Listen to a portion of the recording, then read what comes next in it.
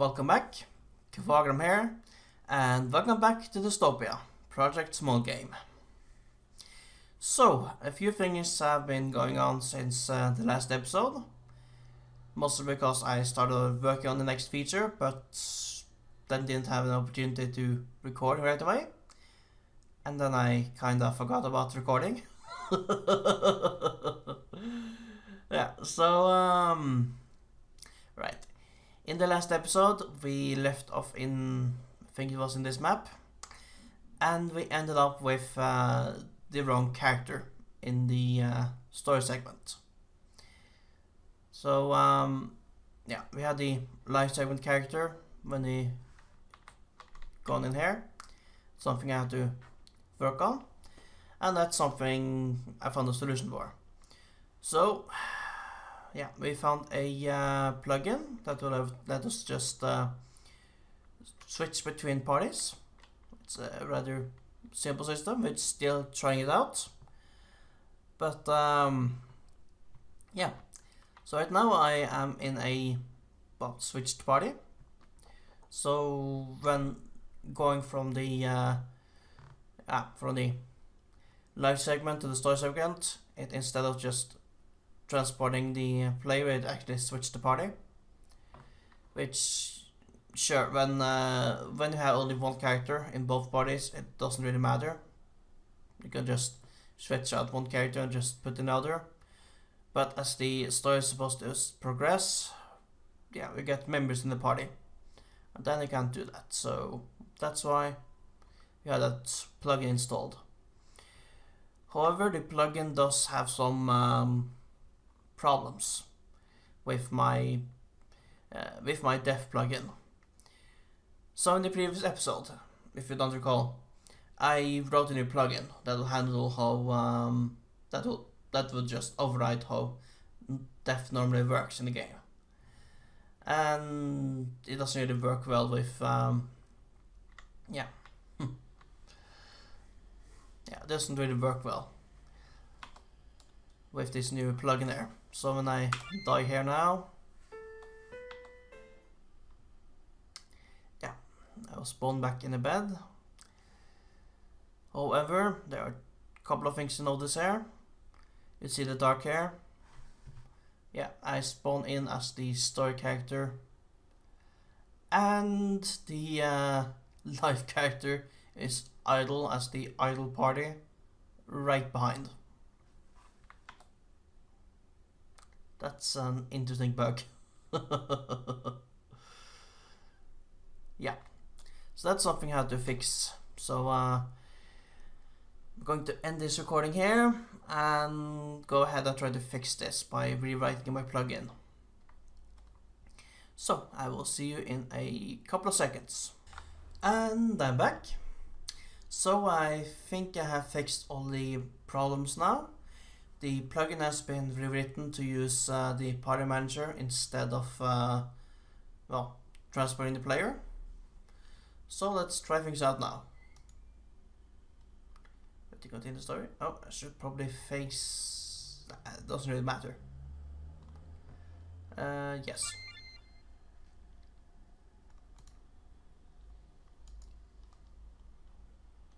Yeah, I'm up here right there. Just got out of the grave.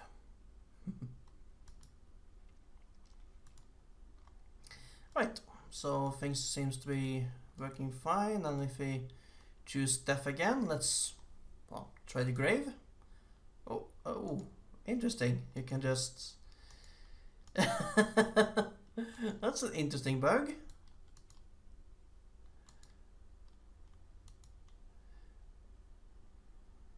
Really? It's just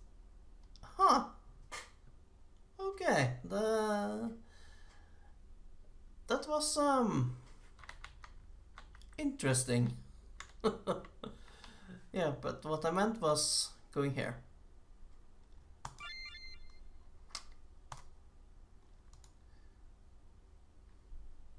Game over.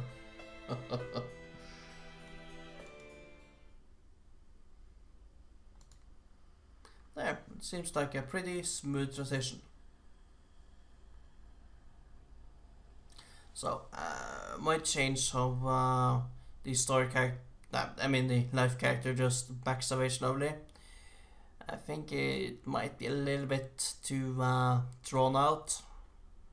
Yeah. But yeah, so that works. Now, what's next? Need to think. What should be next in this episode? I think it might be good to find another way to transfer back and forth without a game over. Like a scripted event of a going back to a live section. Say we just finished a small part of the story and there's a natural break. So let's use this place. Let's set up a simple scenario. Let's say go rescue the princess of Testopia. Yeah, let's do that. Yeah. So let's just say you have to go through the there should still be a battle thing here. There's random encounters here. So let's say the goal is to go over here where we might get some random encounters, might get the game over, we'll see. Yeah, we have to fight through this place here, and you have to reach the castle. And then you just interact with this door here, and you rescue the princess. That's a really simple plot. But yeah, I think I'm gonna go with doing it that way. Rescue the princess.